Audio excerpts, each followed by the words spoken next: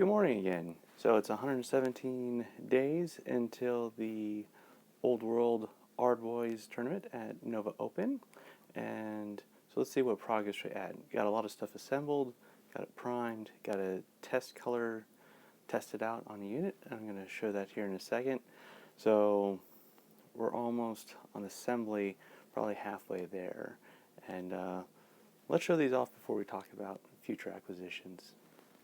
So you can see I have my tray here, got my common men-at-arms, I've got my knights with great weapons, and did a unit of 12 cavalry. Now with the men-at-arms I hadn't done the command there, but I did that with the knights. And in the containers are the bowmen that you saw previously. Now the idea behind the bowmen is, let me show this. I put them in little Hormel lunch meat containers, large packs. These actually fit units pretty well, and it's how I store them. But let's focus on the miniatures I just finished painting. The bases haven't been flocked, and I haven't sealed them yet, but tricolor color scheme for the Duke of Breton.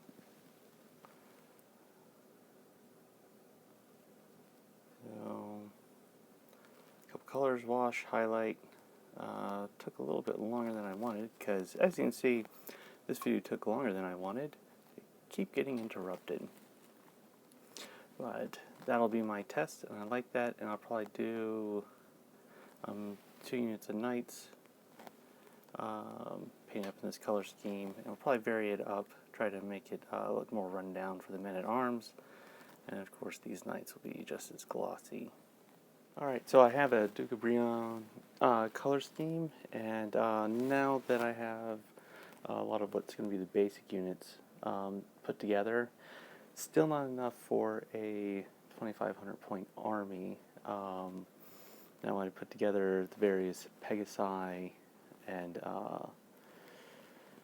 both in the command, the bannermen, and I'm thinking 1 unit of 6 Pegasus Knights.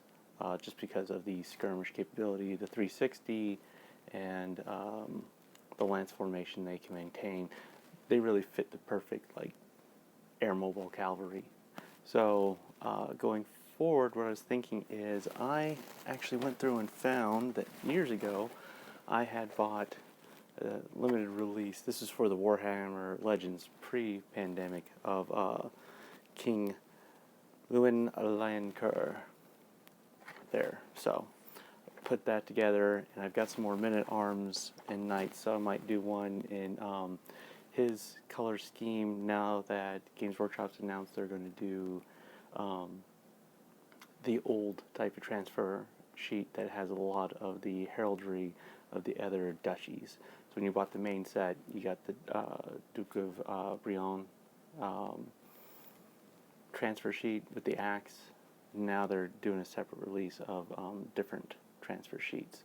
So I'll probably do a line curve faction. And the idea is that as I build up my Bretonnians, I'll do some of the basic units and a leader and amalgamate an army of this multicolored knights and men-at-arms, showing the different leaders that brought their factions, which I think lore-wise would be accurate for the made-up lore and cool to look at.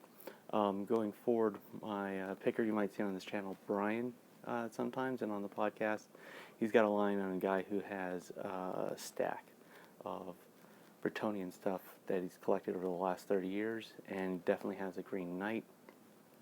So if time gets closer, I can just staff out my Bretonnian army with a lot of high-cost, high-point models that would take less time to paint than a bunch of little guys here. So we'll go forward as we try to mesh this out.